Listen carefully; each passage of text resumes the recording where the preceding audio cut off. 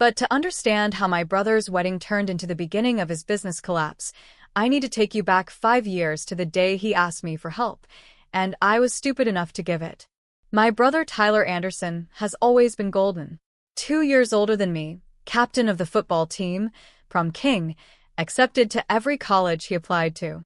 He had that effortless charisma that made people want to be around him, want to help him, want to see him succeed. I'm Amber Anderson, and I've always been not golden. Quiet. Bookish. The sister who got straight A's but nobody noticed because Tyler got B's and everyone celebrated like he'd cured cancer. When Tyler graduated college with a business degree and announced he was starting a tech company, our parents threw him a launch party. 50 people. Catered food. Dad gave a speech about entrepreneurial vision and the Anderson legacy. When I graduated MIT with a degree in computer science and got recruited by a Silicon Valley firm, Mom's response was, "That's nice, dear. Can you help set up chairs for Tyler's launch party?"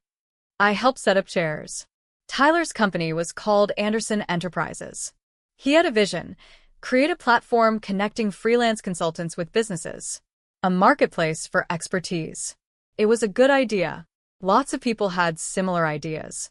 Most failed. Tyler was convinced he'd be different. He raised a small friends and family round $200,000. Our parents put in $50,000, their retirement savings. Uncle Jim put in $25,000. Various family friends contributed the rest. 6 months later, the money was gone. The platform barely worked. Tyler had spent $80,000 on a fancy office and $40,000 on a branding consultant. The family was worried. Dad was panicking about the retirement money. Tyler was charismatic, but losing confidence. That's when he called me. "Amber, I need your help." I was 23, working at my Silicon Valley job, making $140,000 a year. I'd been promoted twice in 18 months. I was building AI algorithms for ad targeting, and I was good at it. "What kind of help?" I asked. "Financial. The company needs another funding round. But investors want to see traction first. I need bridge funding to get us there. Just $100,000. 6 months. I'll pay you back with interest when we close our Series A." "Tyler, I don't have $100,000 just lying around." "Yes, you do. You're making bank at that tech job. You live in a tiny apartment and drive a used car. You've got to have savings." He was right. I had $240,000 in savings. I lived modally. I was saving for something. A house someday. Security. The future. I don't know. "Amber, please. You're my sister. This is my dream." Dad invested his retirement. I can't let him lose that money. I just need 6 months to get the platform working and close real funding. I thought about Dad's retirement savings. About Uncle Jim's $25,000.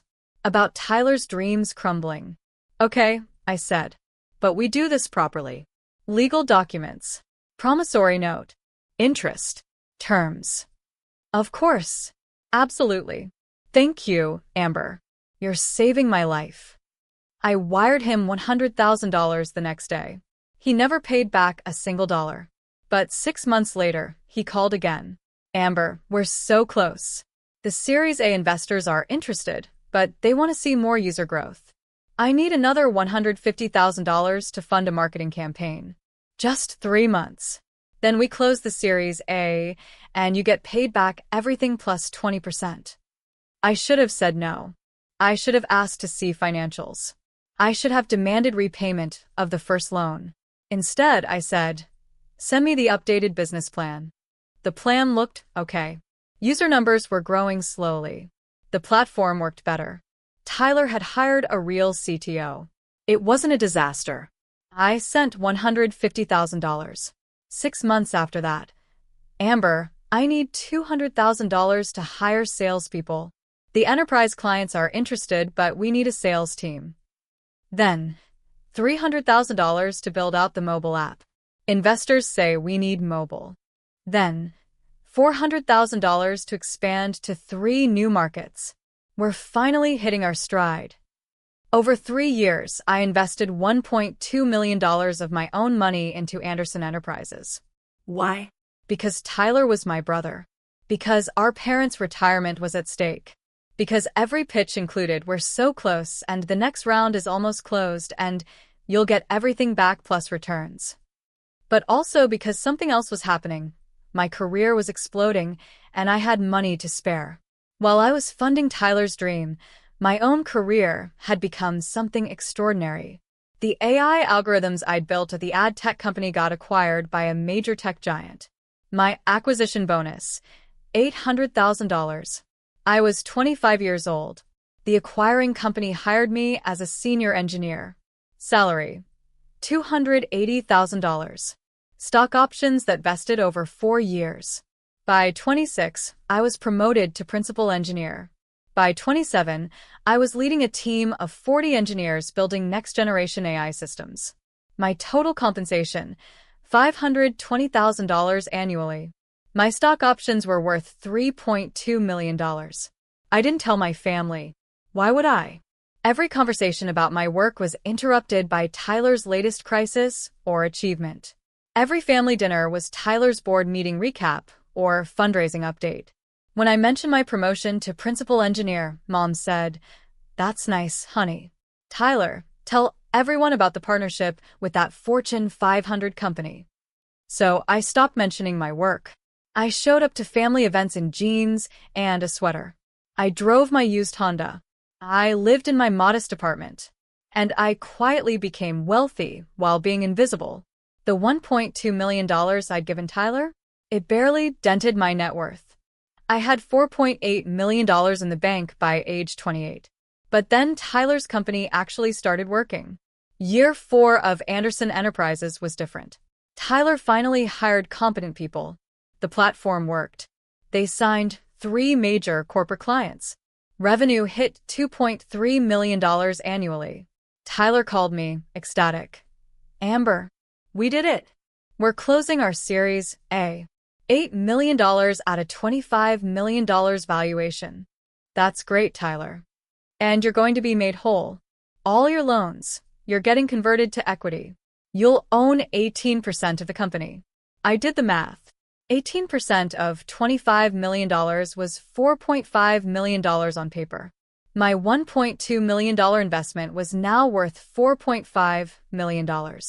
But Amber, there's one thing. The investors want a clean cap table. They're asking all the old notes to convert to equity at a discount to the Series A price. You'd get preferred shares, just like them, but at the old valuation.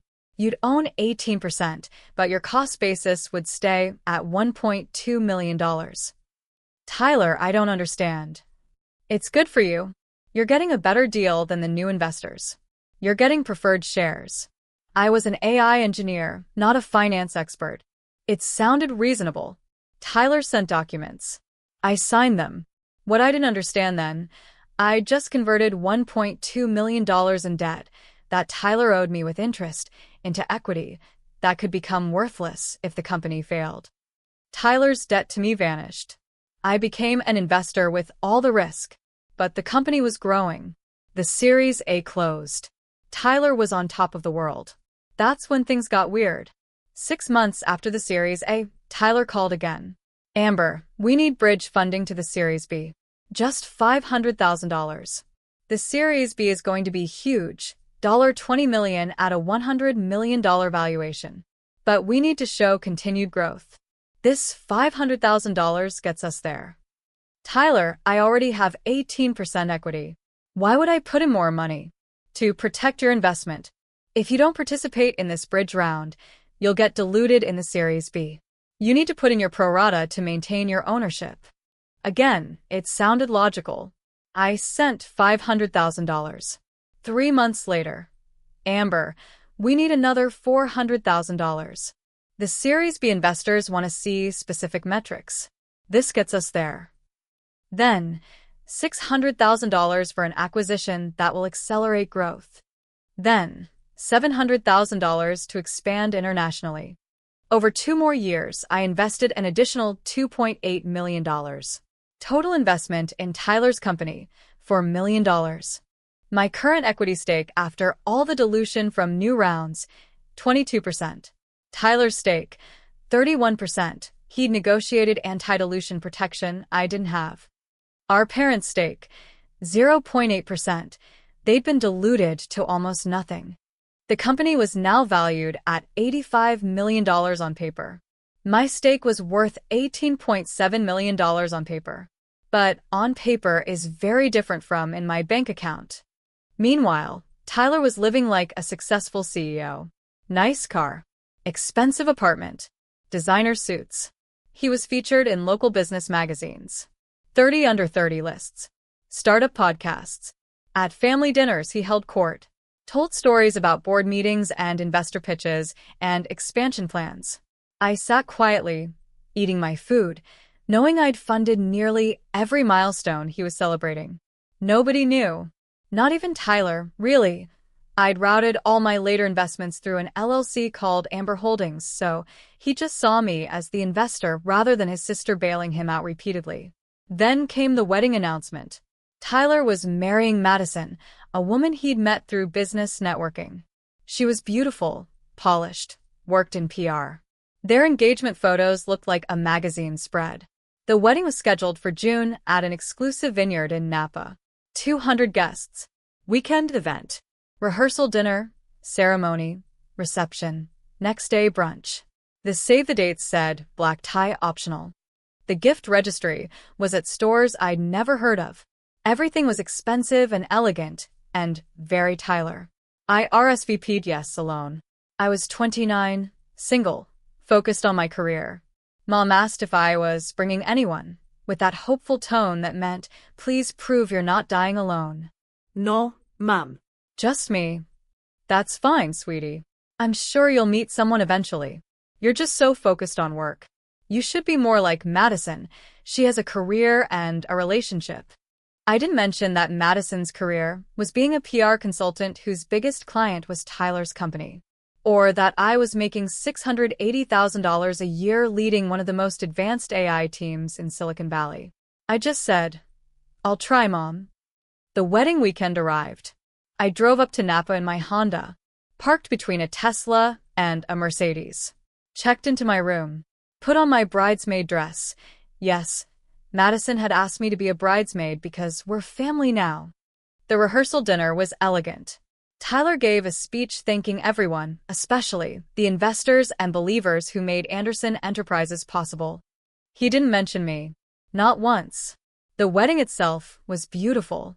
Madison looked stunning. Tyler looked proud. They exchanged vows about partnership and building a future together. The reception was at the vineyard, under string lights, with a live band and catered food that probably cost $300 per person. I sat at table 7 with some of Tyler's college friends and their dates. They were nice enough. We made small talk about jobs and travel and the wedding. Then Tyler started making his rounds, greeting tables, shaking hands, being the charismatic center of attention.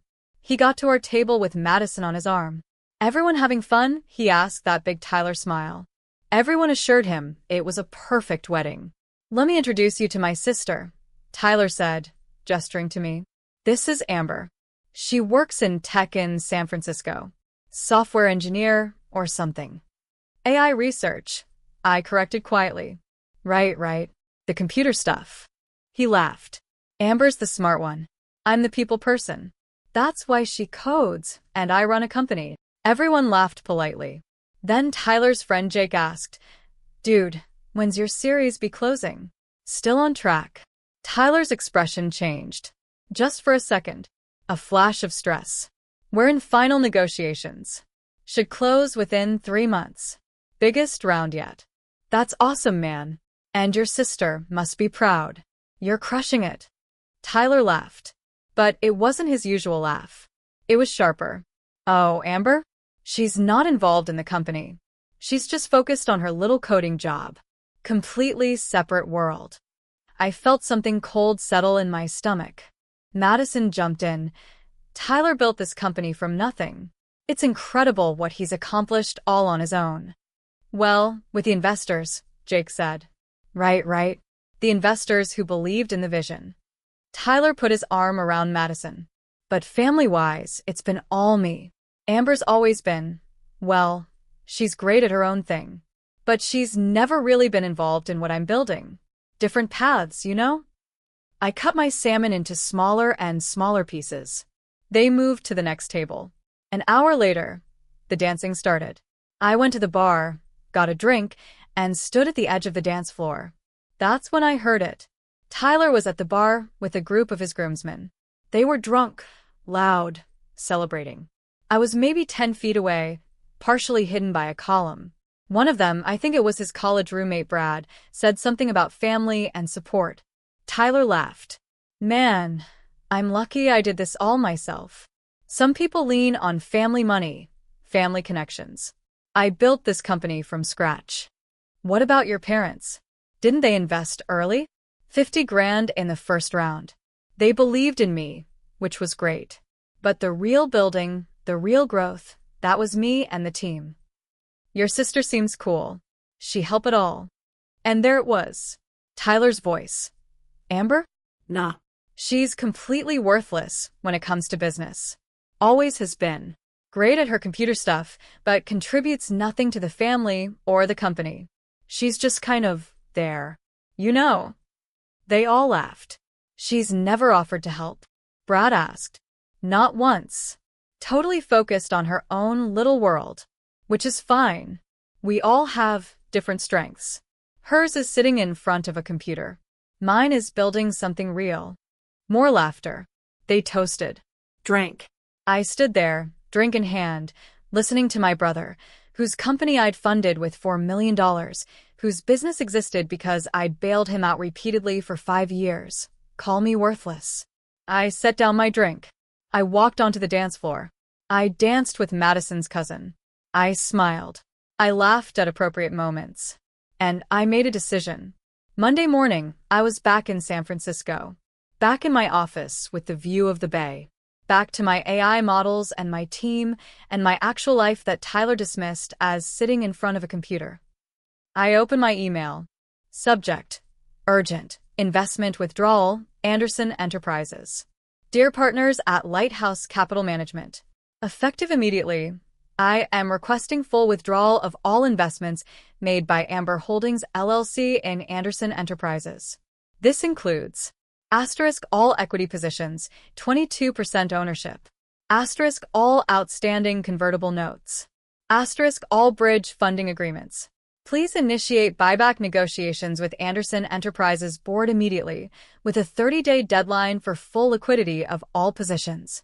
If Anderson Enterprises cannot provide liquidity within 30 days, please initiate alternative exit proceedings per the investment agreements. Best regards, Amber Anderson Principal, Amber Holdings LLC. I hit send. Then I made a second call to my lawyer. David, it's Amber Anderson. I need you to review my investment agreements with Anderson Enterprises. Specifically, I need to know my rights around forced buyback and liquidation preferences. David was quiet for a moment.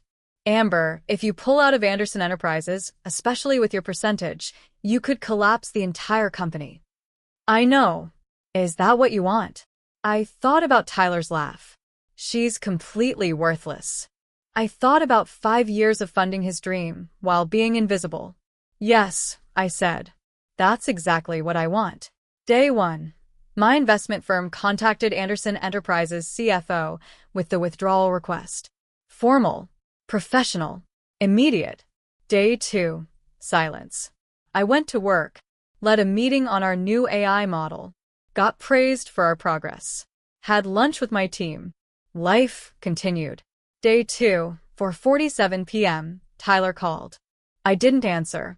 Day 2, 4:52 p.m., Tyler called again. I didn't answer. Day 2, 5:03 p.m., Mom called. Amber, Tyler is trying to reach you about something urgent with his company. Please call him back. I didn't call back. Day 2, 7:23 p.m., Tyler texted. Amber, call me. Now. This is serious. I turned off my phone. Day 3, 9:15 a.m., my lawyer called. Amber, Anderson Enterprises lawyers just contacted me. They want to negotiate. They're saying a forced buyback would bankrupt the company. What did the investment agreement say about my rights? You have full liquidation preference. Your $4 million investment comes out first, before any other investors, before Tyler's equity. And you have the right to force a buyback within 30 days or initiate dissolution proceedings. So, I can force them to pay me $4 million within 30 days, or I can dissolve a company? Essentially, yes.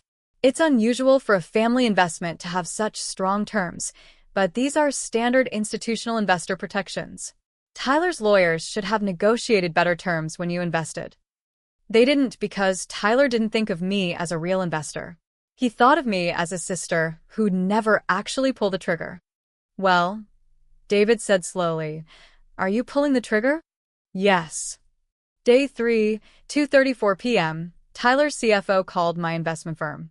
The call I heard about later went like this. CFO, we need to understand the withdrawal request. Is Ms. Anderson serious about the 30-day timeline? Lighthouse Capital. Completely serious. She wants full liquidation of her position. CFO. That's $4 million in cash. Plus, she has liquidation preference, so that comes out before our Series A investors get anything. If we pay her, we'll have less than $800,000 in operating capital. We'll be insolvent within 60 days. Lighthouse. That's unfortunate, but per the investment agreements. CFO. This will destroy the company. We have 47 employees. We have major clients. We're in Series B negotiations. Please, can we schedule a call with Ms. Anderson to discuss alternatives? Lighthouse. Ms. Anderson's instructions were clear. 30 days. Full liquidation. No negotiations. Day 3, 4:47 p.m. Tyler's CFO called Tyler. Sir, we have a major problem. Our primary investor is pulling out. All $4 million. We have 30 days to pay them back or they can force dissolution of the company. Who the hell is the primary investor? According to our cap table, Amber Holdings, LLC. There was a long pause. That's my sister's investment company. Your sister? Amber. My sister Amber. She's our biggest investor? Sir, she owns 22% of the company. She's invested $4 million over 5 years. She has full liquidation preference over all other investors. Another pause. Oh my God. The coding job. She was funding us the whole time. Day 4, Anderson Enterprises held an emergency board meeting. I know what happened because it's on the record. Board minutes are formal documents. My lawyer got them as part of the withdrawal process. The minutes read, Emergency Board Meeting, Anderson Enterprises date, 3 days after wedding, called by CFO at CEO's request attendees, Tyler Anderson, CEO, board members, legal counsel, CFO. Tyler Anderson opened the meeting by explaining that the company's largest investor, Amber Holdings, LLC, 22% equity for $1 million invested, has requested full withdrawal with 30-day liquidation timeline. Tyler Anderson disclosed that Amber Holdings, LLC is controlled by his sister, Amber Anderson. Board expressed shock that CEO had not disclosed family relationship with major investor. Tyler Anderson explained he didn't think it was relevant and didn't realize she'd invested so much. CFO presented financial analysis. Asterisk current cash on hand, $3.2 million. Asterisk required payment to Amber Holdings, for $1 million, liquidation preference. Asterisk shortfall, $800,000. Asterisk options. 1. Emergency fundraising, unlikely in 30 days. 2. Major asset sales, would damage business. 3. Negotiate with Amber Holdings, she's refused. 4. File for bankruptcy protection. Legal counsel advised that bankruptcy would trigger clauses in contracts with major clients, likely causing them to terminate. Board member Sarah Chen asked, why is she pulling out? Tyler Anderson. I don't know. She didn't say anything at my wedding. She seemed fine. Board member James Liu. Did something happen at your wedding? Long silence. Tyler Anderson. I may have said some things. I didn't know she was the investor. I thought she was just my sister who worked a coding job. Board member Chen. What did you say? Tyler Anderson. I called her worthless. I said she contributes nothing to the family or the company. I didn't know. Board member Lou, you called your largest investor, who has funded this company for 5 years, worthless? At your wedding? In front of people? Tyler Anderson. I didn't know she was the investor. Board member Chen. That's not the point. The point is you said it all. Whether she was an investor or not, she's your sister. And apparently, she's been supporting this company for years while you told people she contributed nothing. Meeting adjourned with no resolution. CFO instructed to continue attempting contact with Amber Holdings, LLC. I read those minutes and felt nothing. No satisfaction. No anger. Just a strange, cold clarity. Day 7. Tyler showed up at my office. My assistant called. Ms. Anderson, there's a Tyler Anderson here to see you. He says he's your brother, and it's an emergency. I almost said to send him away, but curiosity won. Send him in. Tyler walked into my office, the office with floor-to-ceiling windows, the view of the Bay Bridge, the modern furniture, the awards on the wall for AI innovations, and stopped. He looked around, really looked, at the evidence of my success, at the life I'd built while being called worthless. This is your office. Yes. You're really senior here. Principal à y rechercher. I lead a team of 40 engineers. We build next-generation machine learning systems. He sat down without being invited. He looked terrible. Gray. Exhausted. Amber, please. We need to talk about the withdrawal. There's nothing to talk about. The company will collapse. 47 people will lose their jobs. 5 years of work will be gone. Our parents' investment will be worthless. Everything I've built. Everything we've built. I corrected. I built it too, Tyler. With $4 million over 5 years. While you told people I was worthless. I didn't mean. Yes, you did. You've always meant it. I was the bookish little sister who couldn't throw a football or close a business deal. Who worked a coding job while you built something real. You said I contribute nothing to the family. You said I never helped. You said this at your wedding. To your groomsmen. While standing in a vineyard I helped pay for, celebrating a life I helped fund. I didn't know you were the investor. That's the problem, Tyler. My voice was sharp. Cold. You didn't know because you never asked. Not once in 5 years did you sit down with me and ask, hey, how's work actually going? What do you do? What's your life like? You just assumed I was some coder making decent money. You never looked at the investment documents. You never questioned where Amber Holdings LLC came from. You just took the money and called me worthless. I'm sorry. You're sorry you got caught. You're sorry the worthless sister is actually the only reason your company exists.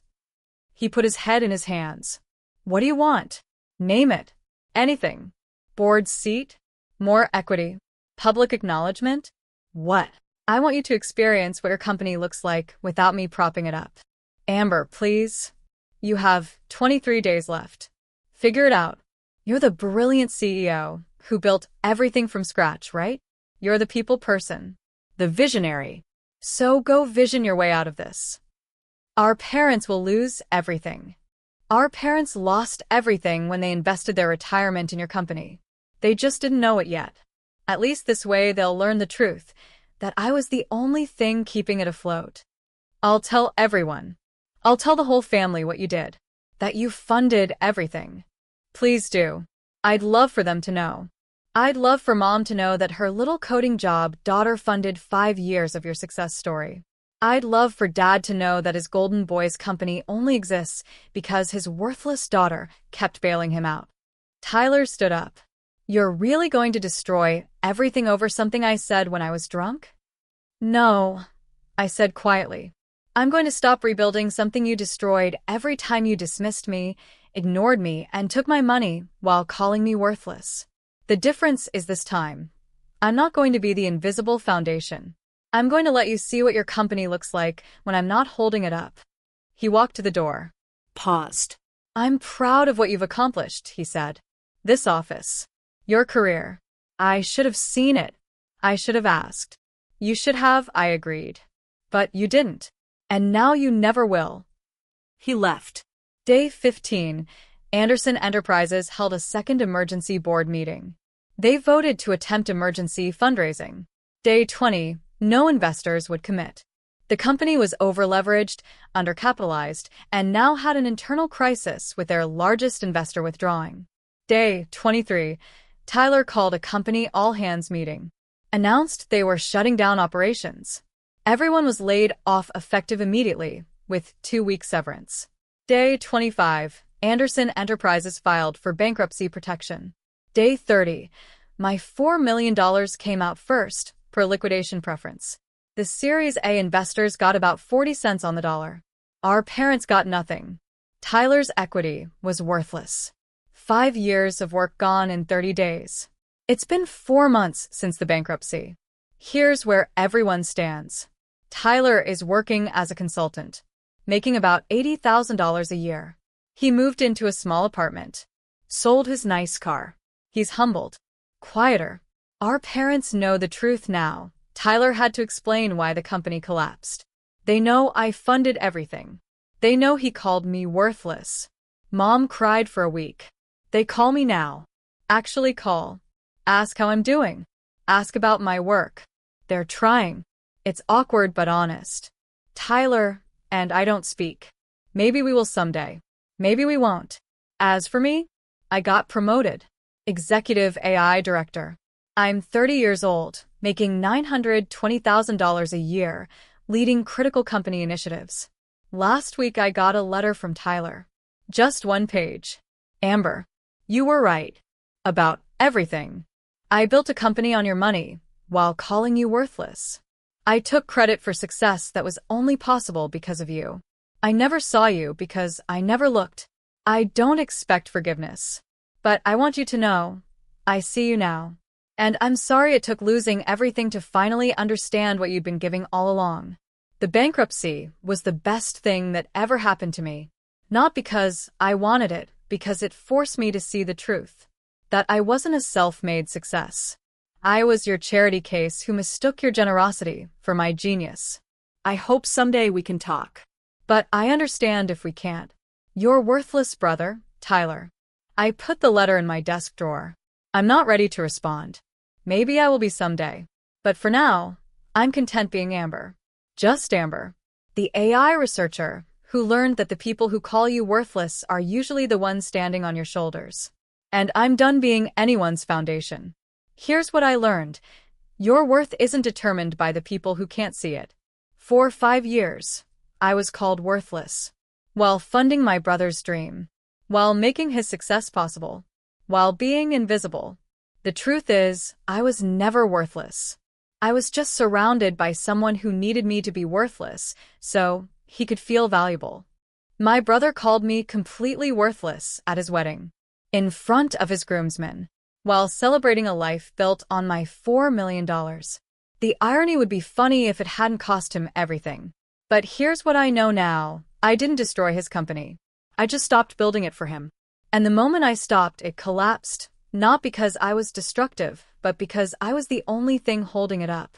I don't know if Tyler and I will ever be close again. I don't know if he'll truly understand what he did. I don't know if my family will ever really see me the way they saw him. But I know this. I'm not worthless. I never was. And I'm finally free.